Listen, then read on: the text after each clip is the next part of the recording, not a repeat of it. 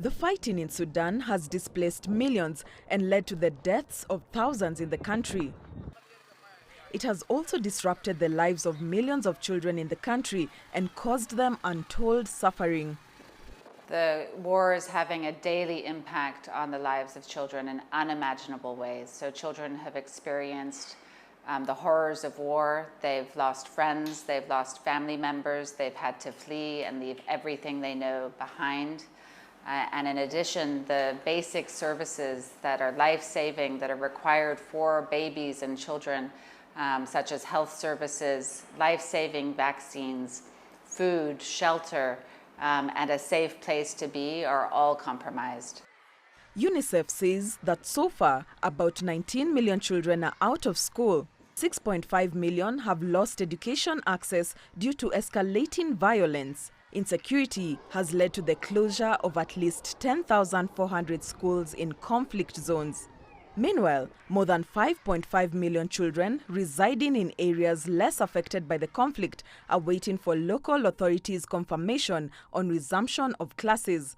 Even before the conflict broke out in mid-April, nearly 7 million children were already out of school. The reality of the dropout is a problem, and 19 million is a very, very large number.